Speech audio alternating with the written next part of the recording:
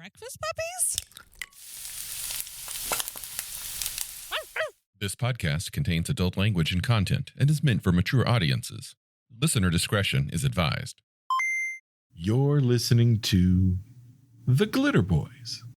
Hey folks, today it's just me and Buckley. Jacob couldn't make it, so at least for the next few episodes, you're stuck with us. That's unfortunate, but it's okay. You'll get used to my voice, and when Jacob gets back, he will correct everything I'm about to say, I'm sure. You know, actually, now that you say it, while he's not here, we should quickly record another Techno Wizard episode. We totally should. Totally should. We could get a third episode out of that, because then he would have to be here for the third episode to rebut everything I say. Yeah, I think that, well, dear listener, it'll be a surprise whether or not it happens. What is happening is we're back on the World Book kick. We're quite a ways behind, and we've been doing this for a few years, and right now we're only at Rift's World Book 9. We haven't caught up to 1996. Yeah, South America 2, that's what we're doing, by C.J. Corella. Absolutely. And if you were listening to our previous cast, we had CJ on just recently and talking about all of his different books and his writing and such. This is the companion piece to South America 1. I know we oftentimes here ask if it's needed. If you aren't going to play in South America, I'll say it up front, you probably don't need this book. But if you have South America 1, you want this book. Yeah. Because it fills in the rest of that continent. And it does it really well, in my opinion. It does it really well. It fills it with some fantastic art. We've got a shitload of art from Randy Post. We've got a lot, I believe, from Vince Martin, and some in here from Kevin himself. Oh, and Wayne, the mainstay of like Palladium forever. When I was flipping through it recently, Wayne and Vince is the majority of the art in here. It's a lot of Wayne and Vince. Every time I was looking at the symbols, I was looking at the names, and I'm like, wow. Bro and VM. Everywhere. Yep. But there's just enough of the RK Post stuff, and it mostly full page pieces that in true Randy Post style are fantastic. So, South America 2, we have Nazca lines coming to life and punching aliens out of the sky. Thanks for listening, folks. That's pretty much it. You have a species of kind of anthropomorphic dogs that have this massive empire somewhere out in space, and they decide to send a fleet to Earth because they're going to take over Earth. Well, they do it once, and they get beat up pretty badly, and they decide to go away. They come back later, and it gets worse for them because of the rifts that happened. They lose a third of their fleet with all the killer satellites, and then another third with the micrometeorites, and then they make landfall, and they realize this is not the planet we got our butts kicked on a couple of thousand years ago. Yeah. It reminds me a lot of a series of books that I read in high school by Harry Turtledove, the World War in the Balance series, which was a series of alternate history books in which, right in the middle of World War II, aliens invade. But the aliens get their butts kicked largely after a lot of the humans, get over their bullshit and fight back. But because the aliens were really, really, really, really slow to evolve, and they had scouted the planet before, about 4,000 years ago. And they did not expect the technology that we had when they came back. Yeah. Wow. Okay. Yeah. And that sounds very similar to the times that these, what are they called? Archons. The Archons came. Yeah. Yeah. They're interesting species. Mm-hmm. They have some fun tech. Again, it's technology. And with as we've talked about, the power balance in South America 2 is up a little bit. It fits well with South America 1. And when I look at the artwork for the Archons, it's very consistent. It very much falls into this kind of Cyclops ice motif. I'm not really a fan of it, but I appreciate that it's very consistent and that all their stuff looks very similar. So you would know, oh, that's an Archon piece. That's a suit of armor flying through. We'll talk about them, most of the groups in South America and South America 2, each of their militaries do look like the same thing. You would visualize them on the battlefield fighting each other, and you could look out and go, oh, I know who those guys are. Okay, those are those guys. Yeah. Which I appreciate when there's a consistent theme for a group or people. Definitely. And the Archon's look is a bit the Cyclops thing. We got that already with Triax. Triax, right? yeah. Right? Yeah. It looks weird to me. It feels like a repeat of that. So, or maybe some art got repurposed or recycled for that. I don't know. There's not that much of it. And it really does, because it's Kevin Long pieces. It looks like these are Kevin Long pieces of the Archon art. Yeah. Some of them are Kevin Long, but I don't Yeah. think Kevin's Long. Okay. He's not in the interior artist list. No, that's Wayne Bro. Okay. That's Yeah. Wayne Bro doing a really good rendition of Kevin Long. Yeah. No, on page 92, that is a Kevin Long piece. Yeah. There we go. And what is up with those legs? I know. You got needle? What? We defeated their entire army by having a field of mud. Seriously. But we got tanks. We got tanks. We have hover CJ tanks. likes his tanks. Yep. He loves tanks. Yeah. Hover tanks. Okay, we're all over the place though here. So we are. Sorry. okay, let's take this thing back to the start. Yep. We start with some look at the Incans. That's Mhm. pretty cool. We get detailed look into their gods, what happened to their gods, the scions of those gods, and then like the fluctuating levels of power within the kingdom. It's some pretty cool stuff. You have an entire storyline just with the Incas, because there is one of their kings who becomes a bad guy, and then he shows up again. So you could run an entire campaign in the first like 20 pages of this book and never do anything outside of it. You could be battling your own internal politics. You could do some fun stuff with that. But the book is much longer than that. It's not just the Nazca lines, which is also kind of cool. Yeah, we haven't even gotten to the Nazca lines in this book yet.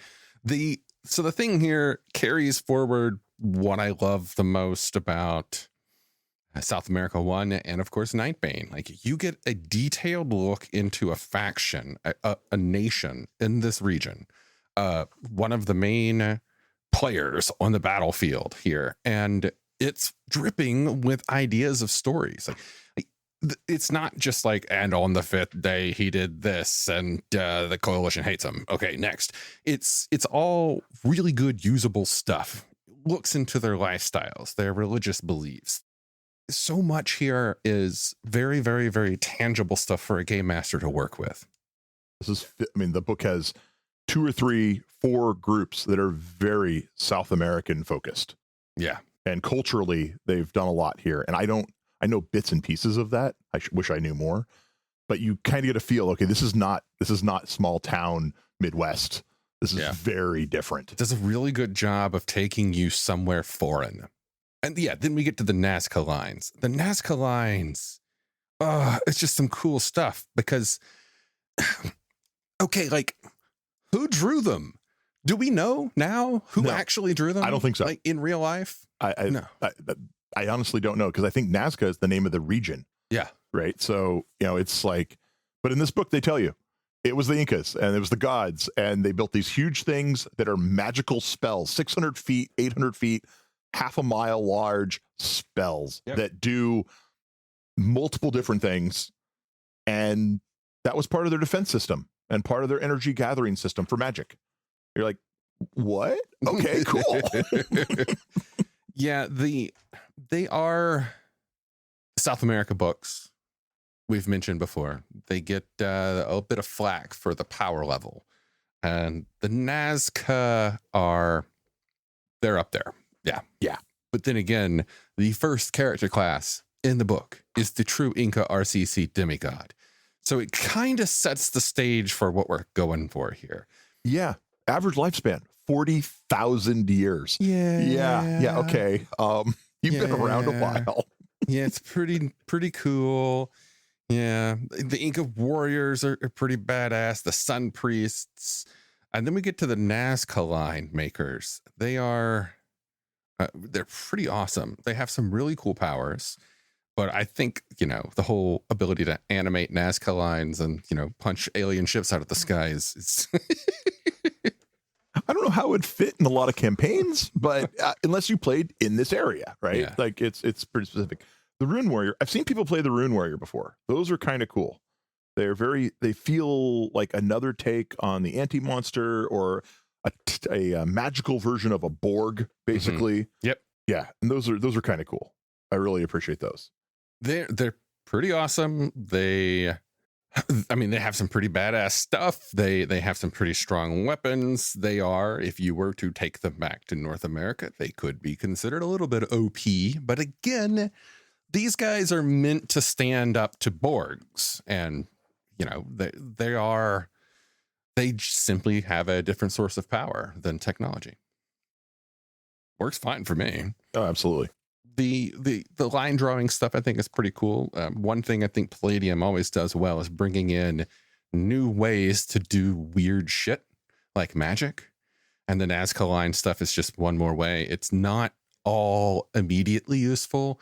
It's not as restrained as something like the Summoner from the fantasy game, but again, this is a character who has a kind of a more long-term potential. It's almost, I don't think there's any other class in Rifts that I can think of that's normally a playable class, like the tattoo magic, like a Chenko dragon that can do tattoo magic.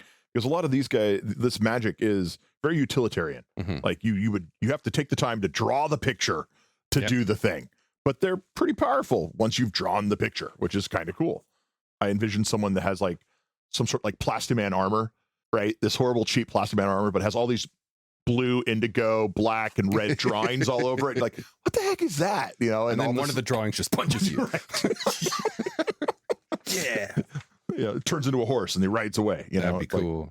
Okay, so I have some notes here highlighted in my PDF.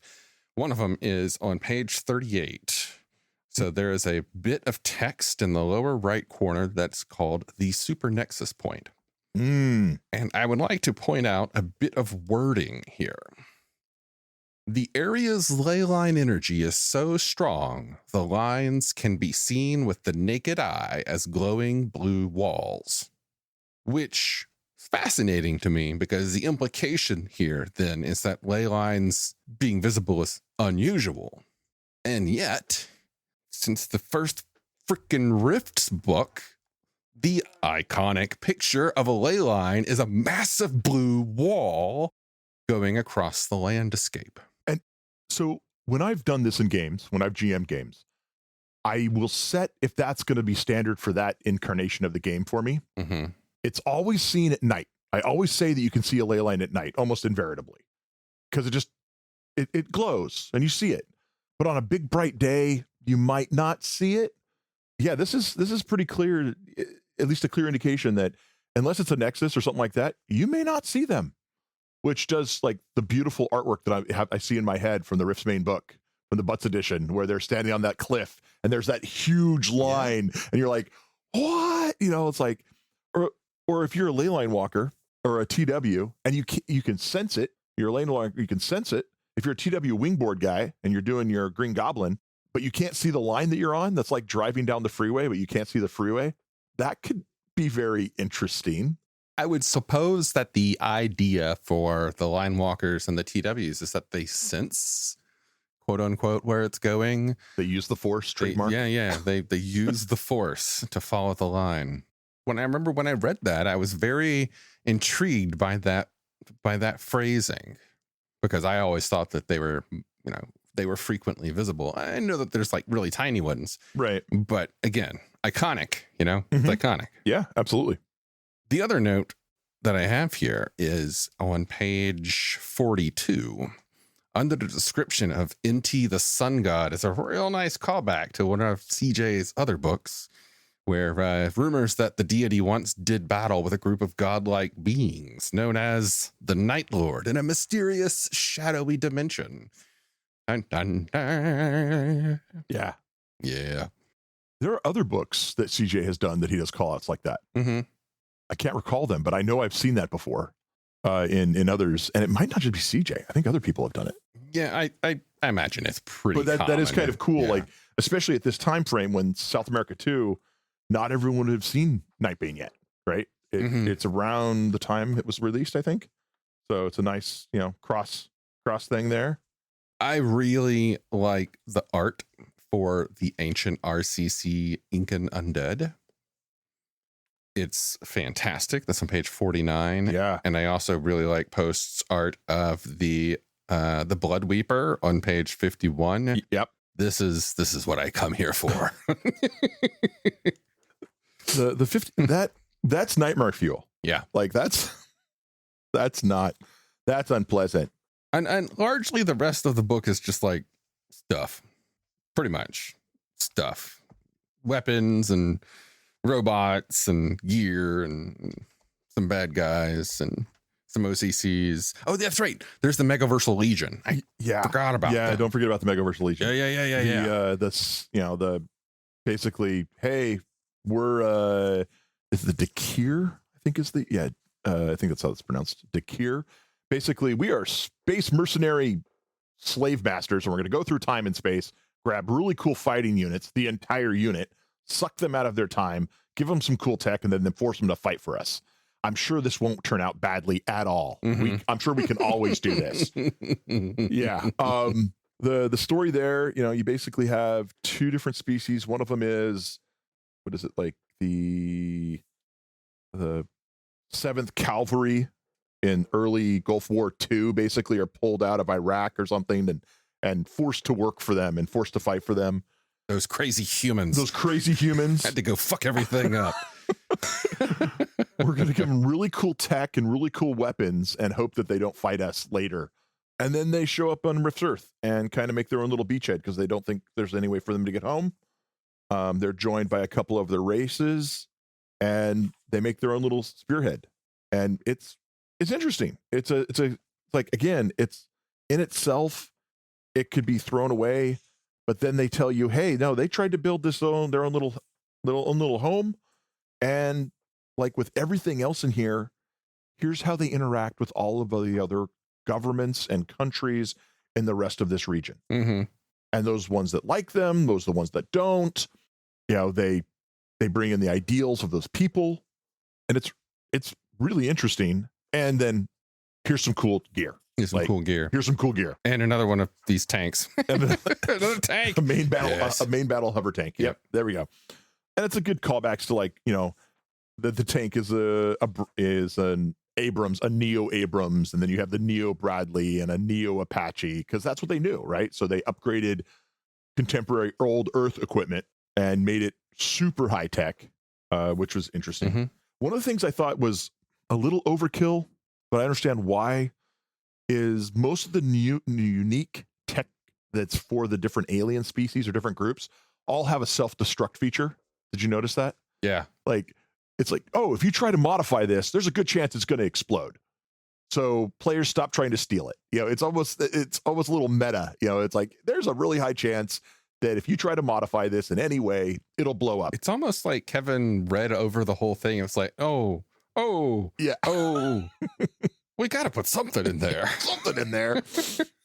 Yeah. I think the classes in this game are fascinating.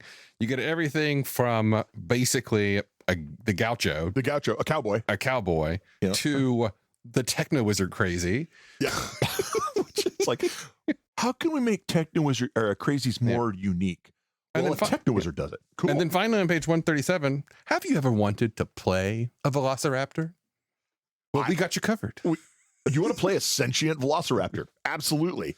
Yep. I would love to see in a game 2 players where one plays the dino and one plays the rider, and they work as a pair, and watch that kind of develop. Mm-hmm. That would be an interesting pairing, and then kill one of them and watch what happens. Like because it specifically says, like, if the rider dies, that the bonded lizard, pretty much you should put them down because they'll go through such anguish that they can't handle it. Mm-hmm. Right. You're like, that would be a horrible story.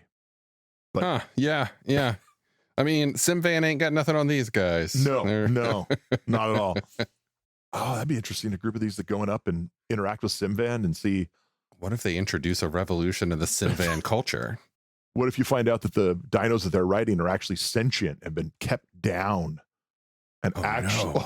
You have to go free the Simvan's mounts. Ooh. Oh, see, it drips inspiration. Yeah. And then you have one of my classes, because I'm a TW person, the Gizmo tier, the psychic TW, basically, but much more constrained. And they're Babylonian-inspired stone dudes that run around with basically lifesavers for all intents and purposes. Yeah, pretty much. This book has everything that you think should be in it. Yeah. Doesn't disappoint. No. Like this book and South America 1 make a great combination. You have an entire continent to explore. You have infinite imagination to unleash here. And you have some really bad guys. And you have some really good guys. And then a bunch of stuff just kind of scattered in the middle. You know, stuff like, well, is Project Achilles bad or good? Well, I don't know. You know, they could be, but they don't give you a lot of clear indication on some of these groups. Yeah. Santiago and Cordova, human-based, primarily human kingdoms that are just trying to survive, right? And doing their best to survive, but both of them have slightly different slants on how they view the world and who their allies are and who their allies aren't. It's just so much material in here. When I was going through, there's so many different ideas that you can pull out.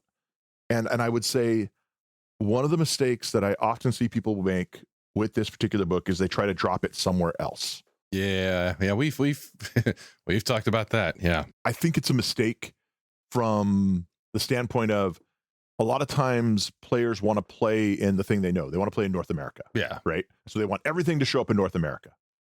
And that's always one of those things to me. I'm like, but why? Why not just go to South America? Yeah. Why not start in South America? Playing Rifts with a bunch of white dudes that you grew up with, you all grew up in the same place together. And even if you gather a gaming group, you move across the country, you get some people to come play with you, chances are many of them all grew up in the same area or somewhere in your nation. The idea of taking your game and doing it in a completely different nation, continent, country, region of the world is a lot harder to many people than going somewhere with elves and dwarves, because there is this pressure to try and not weeaboo that shit. Like, you want to at least have something approaching an authentic experience.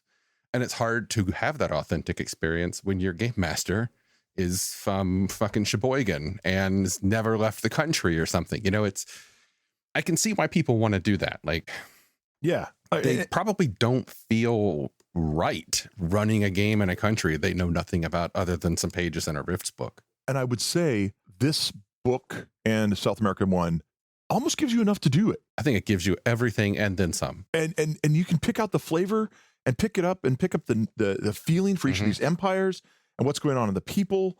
You can mentally picture how they dress. Yep. You can think of how they live their daily lives. You can probably you can look through this and piece together enough context clues to just imagine the day in the life of any citizen of any one of these places. Yeah. It's that well put together.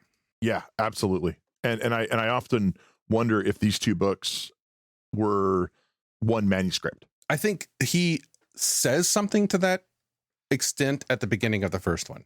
Okay.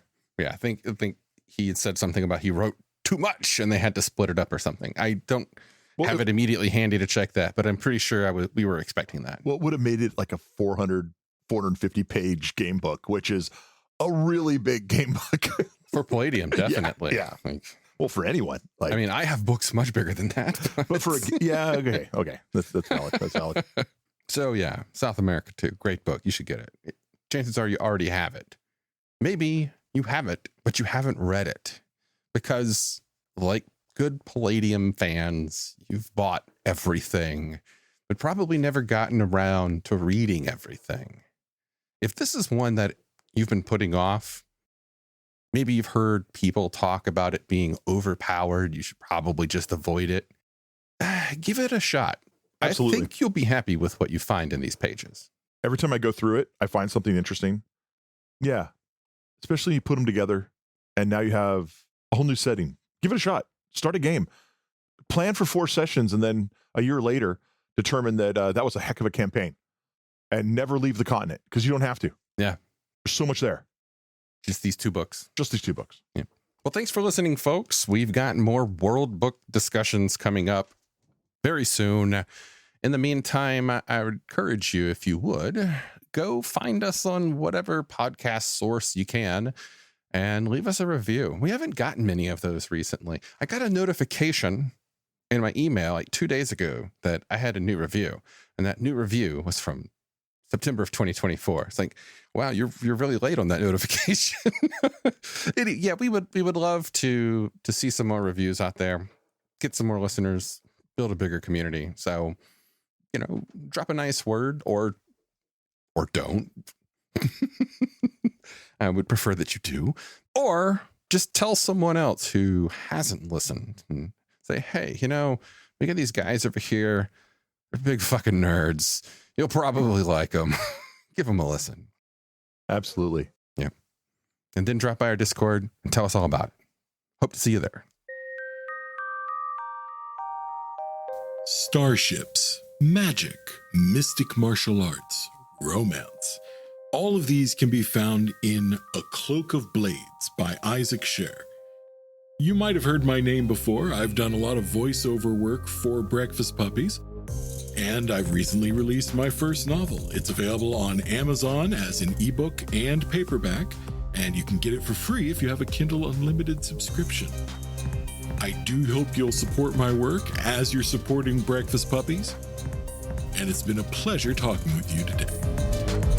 Have a good one.